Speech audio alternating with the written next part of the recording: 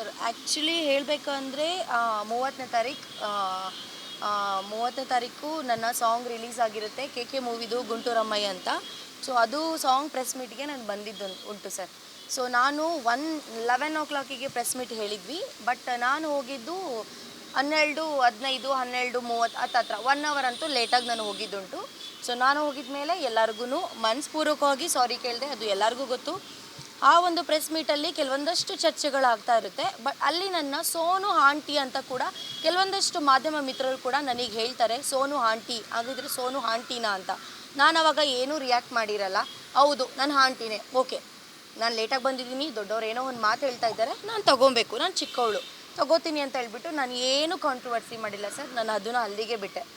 ನಂತರ ನನ್ನ ಬರ್ಡೇಗೆ ಅವತ್ತೇ ನನ್ನ ಬರ್ಡೇ ಆಗಿತ್ತು ಕೂಡ. ಸೊ ಕೆಲವೊಂದಷ್ಟು ಕೇಕ್ಗಳನ್ನ ಕಟ್ ಮಾಡಿಸಿದ್ರು, ಎಲ್ಲ ಮುಗಿಸಿ ನಾನು ಮನೆಗೆ ಹೋಗಬೇಕಿತ್ತು. ಬಟ್ ನನಗೋಸ್ಕರ ಕೆಲವೊಂದಷ್ಟು ಮಾಧ್ಯಮ ಮಿತ್ರದವ್ರು ಬಂದಿದ್ದಾರೆ ಅಂತ ಹೇಳ್ಬಿಟ್ಟು ನನ್ನ ಟೈಮ್ನ ಅವರಿಗೆ ಕೊಟ್ಟು 2 ಅವರ್ಸ್ ನಾನು ನಿಂತಿದ್ದ ಜಾಗದಲ್ಲೇ ನಾನು ಎಲ್ಲರಿಗೂ ನಾನು ಇಂಟರ್ವ್ಯೂ ಕೊಟ್ಟಿದ್ದೀನಿ ಸರ್.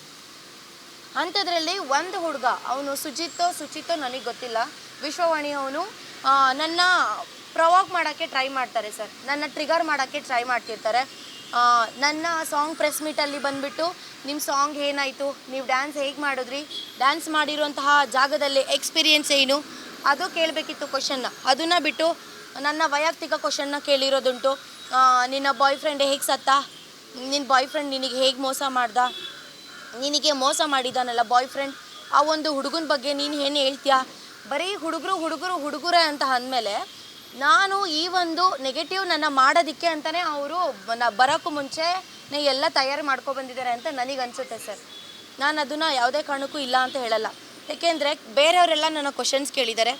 ಅವತ್ತು ಇವರು ಇದ್ದರು, ಏನು ಕ್ವಶನ್ಸ್ ಕೇಳಬೇಕು ಅಷ್ಟು ಕ್ವಶನ್ನ ಕೇಳಿದ್ದಾರೆ. ಬಟ್ ಅವರು ನನ್ನನ್ನು ಆ ಥರ ಮಾಡಿಲ್ಲ. ಈ ಒಂದು ಸೋಷಿಯಲ್ ಮೀಡಿಯಾದಲ್ಲಿ ಏನು ಹುಡುಗರು ಕಳ್ಳನ ಮಕ್ಕಳು ಅಂತ ಒಂದು ಕ್ಲಿಪ್ ಬಂದಿದೆಯಲ್ಲ, ಆ ಒಂದು ಕ್ಲಿಪ್ ಬರೋಕ್ಕೂ ಮುಂಚೆ ಆ ಆ್ಯಂಕರ್ ನನ್ನ ಏನು ಕ್ವಶನ್ ಮಾಡ್ದ, ಎಲ್ಲೂ ಬಂದಿಲ್ಲ, ಎಲ್ಲ ಕಟ್ ಮಾಡಿ ಹಾಕಿದ್ದಾರೆ. ಅಂತೆ ಅವನು ಯಪ್ಪ ಸಾಚ ಆಗಿದ್ದರೆ ಫುಲ್ ವಿಡಿಯೋ ಹಾಕಬೇಕಿತ್ತು. ಈಗ ನನ್ನನ್ನು ಎಲ್ಲ ನೆಗೆಟಿವ್ ಅಂತ ತೋರಿಸ್ತಿದ್ದಾರಲ್ಲ, ಯಪ್ಪ ಎಷ್ಟು ಪಾಸಿಟಿವ್ ಅನ್ನೋದನ್ನ, ಅವ್ನು ಯಾವ ಥರ ಕ್ವಶನ್ ಕೇಳ್ದ ಅನ್ನೋದನ್ನ ಹಾಕಬೇಕಿತ್ತು. ಎಲ್ಲೂ ಫುಲ್ ವಿಡಿಯೋ ಹಾಕಿಲ್ಲ ಸರ್ ಅವನು. ಓಕೆ ಮೇಡಮ್, ಈಗ ನೀವು ಅಂದರೆ ಒಂದು ವೈಯಕ್ತಿಕ ವಿಚಾರವನ್ನು ಯೂನಿವರ್ಸಲ್ ಆಗಿ ಹೇಳುವಂಥದ್ದು ಎಷ್ಟು ಸರಿ ಅನ್ನೋಂಥ ರೀತಿಯಲ್ಲಿ ಚರ್ಚೆ ಆಗ್ತಾ ಇರ್ತಕ್ಕಂಥದ್ದು. ಓಕೆ, ನಿಮ್ಮ ಮತ್ತು ಒಬ್ಬರ ಅಂದರೆ ವ್ಯಕ್ತಿ ಏನಿದ್ರು ಅವರ ವಿಚಾರ ಸೆಕೆಂಡರಿ ಇರ್ಬೋದು, ಬಟ್ ಇದನ್ನು ಯೂನಿವರ್ಸಲ್ ಆಗಿ ನೀವು ತೊಗೊಂಡಿರುವಂಥದ್ದು ಎಷ್ಟು ಸರಿ ಅನ್ನೋದು ಚರ್ಚೆ ಆಗ್ತದೆ. ಏನಕ್ಕೆ ಅಂತ ಅಂದರೆ ಸರ್, ನಾನು ಮಾತಾಡ್ತಾನೆ ಈಗ ನನ್ನ ಜೊತೆ ನೀವು ಕ್ವಶನ್ ಕೇಳ್ತಾ ಇದ್ದೀರಾ ಅಂದರೆ ನಿಮ್ಮ ಮೇಲೆ ಒಂದು ದ್ವೇಷ ಇಟ್ಕೊಂಡು ನಾನು ಆನ್ಸರ್ ಮಾಡೋಕ್ಕಾಗಲ್ಲ. ನಾವಿಬ್ಬರು ಮಾತಾಡ್ತಾ ಇದ್ದೀವಿ ಅಂತ ಅಂದಮೇಲೆ ಒಂದು ಸಲಿಗೆಯಿಂದ ಆಗಿರ್ಬೋದು ಮಾತಾಡಿರ್ತೀವಿ ಸರ್. ನಾನು ಹುಡುಗರು ಕಳ್ಳನ ಮಕ್ಕಳು ಅಂತ ಹೇಳಿರೋದು ನಿಜ. ಬಟ್ ಅದನ್ನು ನಾನು ಎಲ್ಲೂ ವೈಯಕ್ತಿಕವಾಗಿ ಬಂದು ನನ್ನ ಇನ್ಸ್ಟಾಗ್ರಾಮ್ ಚಾನಲ್ ಆಗಿರ್ಬೋದು, ಯೂಟ್ಯೂಬಲ್ಲಿ ಬ್ಲಾಗಲ್ಲಿ ಆಗಿರ್ಬೋದು ನಾನು ಎಲ್ಲೂ ಹೇಳಿಲ್ಲ. ನನ್ನ ಇಂಟರ್ವ್ಯೂಯಲ್ಲಿ ನನ್ನ ಟ್ರಿಗರ್ ಮಾಡಿದ್ದಂತಹವಾಗ ನನಗೆ ನನ್ನ ವೈಯಕ್ತಿಕವಾಗಿ ಏನು ಎಕ್ಸ್ಪೀರಿಯೆನ್ಸ್ ಆಗಿದೆ, ಹುಡುಗರ ಬಗ್ಗೆ ನಿಮಗೆ ಏನು ಎಕ್ಸ್ಪೀರಿಯೆನ್ಸ್ ಇದೆ ಅಂತ ಕೇಳಿದಾಗ ನಾನು ಕಳ್ಳನ ಮಕ್ಕಳು ಅಂತ ಹೇಳಿದ್ದುಂಟು. ನನಗೆ ಯಾರು ಏನು ಮಾಡಿದಾರಲ್ಲ ಅವ್ರ ಬಗ್ಗೆ ನಾನು ಹೇಳಿದ್ದೀನಿ. ನಾನು ಎಲ್ಲ ಹುಡುಗರಿಗೂ ಹೇಳಿಲ್ಲ, ಅದು ಮಿಸ್ ಆಗಿ ಹೇಳ್ಬಿಟ್ಟಿದ್ದೀನಿ, ಇನ್ಕ್ಲೂಡಿಂಗ್ ಯು ಅಂತ ಹೇಳಿ. ಆ ಒಂದು ವಿಷಯಕ್ಕೆ ಯಪ್ಪ ಅಷ್ಟು ಮಾಡಿರ್ಬೋದೇನೋ, ನನಗದು ಗೊತ್ತಿಲ್ಲ. ನೀವು ಇನ್ಕ್ಲೂಡಿಂಗ್ ಯು ಅಂತ ಹೇಳಿರೋದು ಕೂಡ ತಪ್ಪಲ್ವಾ? ಎಕ್ಸಾಕ್ಟ್ಲಿ ಸರ್, ನಾನು ತಪ್ಪಂತ ಹೇಳ್ತಿಲ್ಲ. ಹೌದು, ನಾನು ಬಗೆಹರಿಸ್ಕೋಬೋದಿತ್ತು. ಆ ರೀತಿ ಹೇಳಿದ್ದೀನಿ ಸರ್. ಅದಾದ ನೀವು ದೂರ ಕೊಡುವಂತದ್ದು ಮಟ್ಟಕ್ಕೆ ಹೋಗ್ಬೇಕಿತ್ತ ಸರ್. ಏನಕ್ಕೆ ಅಂತ ಅಂದಮೇಲೆ ಹುಡುಗರು ಕಳ್ಳನ ಮಕ್ಕಳು ಇನ್ಕ್ಲೂಡಿಂಗ್ ಯು ಅಂತ ಅಂದಮೇಲೆ ಅಷ್ಟಕ್ಕೆ ಬಿಟ್ಟಿದ್ರೆ ನಂದು ತಪ್ಪಾಗ್ತಿತ್ತು. ನಾನು ಹೇಳಿದ್ದೀನಿ, ಹುಡುಗರು ಸರಿ ಇದ್ದರೆ ಹುಡುಗಿರು ಸರಿ ಇರಲ್ಲ, ಹುಡುಗಿರು ಸರಿ ಇದ್ದರೆ ಹುಡುಗರು ಸರಿ ಇರಲ್ಲ, ಇಬ್ಬರು ಸರಿ ಇದ್ದರೆ ದೇವರೇ ಸರಿ ಇರಲ್ಲ ಅಂತ ನಾನು ಈ ಸ್ಟೇಟ್ಮೆಂಟ್ನ ಪಾಸ್ ಮಾಡಿದ್ದೀನಿ ಸರ್. ಯಪ್ಪ ಎಲ್ಲೂ ಹಾಕಿಲ್ಲ, ಇದನ್ನು ಈ ಸ್ಟೇಟ್ಮೆಂಟ ಎಲ್ಲೂ ಹಾಕಿಲ್ಲ ಸರ್. ಬೇಕಿರೋ ನಾನು ಆ ಸ್ಟೇಟ್ಮೆಂಟ್ನ ನಿಮಗೆ ಇವಾಗಲೇ ತೋರಿಸ್ತೀನಿ. ಏಕೆ ಅಂದರೆ ಎಲ್ಲರೂ ನನ್ನ ತಪ್ಪು ತಿಳ್ಕೊತಾ ಇದ್ದಾರೆ ಸರಿ. ಈಗ ನಿಮ್ಮ ನಡೆ ಏನು ಮೇಡಮ್ ಸರ್? ಏನಕ್ಕಂತ ಅಂದಮೇಲೆ ಇವಾಗ ಏನಾಗಿದೆ ಅಂದರೆ ಆ ಒಂದು ಸ್ಟೇಟ್ಮೆಂಟ್ ನಾನು ತಮಾಷೆಗೆ ಹೇಳಿರುವಂತಹ ಒಂದು ಸ್ಟೇಟ್ಮೆಂಟ್ನ ಇಟ್ಕೊಂಡು ಕೆಲವೊಂದಷ್ಟು ಇಂತಿಂಥವ್ರೆ ಅಂತಲೇ ನಾನು ಮೆನ್ಷನ್ ಕೂಡ ಮಾಡ್ತೀನಿ ಸರ್. ಎಲ್ಲ ಒಂಥರ ಕೆಟ್ಟ ವರ್ಡ್ ಯೂಸ್ ಮಾಡಿಕೊಂಡು ಇವಳು ಕಚ್ಚಡ, ಇವಳು ನೀನು ಬೇಕಿದ್ರೆ ಮಿಂಡ್ರಿ ಗುಟ್ಟಿದ ಕಳ್ಳು ಬೆಕ್ಕು, ಅದು ಇದು ತುಂಬ ಬ್ಯಾಡಾಗಿ ಮಾತಾಡಿದ್ದು ಉಂಟು. ನನಗೆ ಅದು ತುಂಬ ನೆಗೆಟಿವ್ ಆಗ್ತಾಯಿದೆ ಸರ್. ಅದು ನನ್ನ ಬಿಡಿ, ನನ್ನ ಫ್ಯಾಮಿಲಿಗೂ ಕೂಡ ಇದು ಯಾವುದು ತೊಗೊತಾ ಇಲ್ಲ, ಯಾರೂ ಸಹಿಸ್ಕೊತಾ ಇಲ್ಲ. ತುಂಬ ತೀರ ಮಟ್ಟದಲ್ಲಿ ಇದು ಎಲ್ಲೆಲ್ಲೋ ಹೋಗ್ತಾ ಇದೆ. ನಂತರ ಯಾರೋ ಮಧು ಅನ್ನೋನು ಮತ್ತು ಇನ್ನೂ ತುಂಬ 3-4 ಜನ ಹುಡುಗರು ಇದ್ದಾರೆ. ಅವರೆಲ್ಲ ಫಿಲ್ಮ್ ಚೇಂಬರ್ಗೆ ಹೋಗಿ ಕಂಪ್ಲೇಂಟ್ ಕೊಟ್ಟಿದ್ದಾಗ ಅವರು ಹೇಳಿದ್ದುಂಟು, ಆಕೆ ಆ್ಯಕ್ಟರ್ ಅಲ್ಲ, ನೀವು ನನಗೆ ಇಲ್ಲಿ ಬಂದು ಏನೂ ಕಂಪ್ಲೇಂಟ್ ಕೊಡ್ತಾ ಇದ್ದೀರಾ ಅಂತ ಇಷ್ಟು ಮಾತ್ರ ಹೇಳಿದ್ದಾರೆ.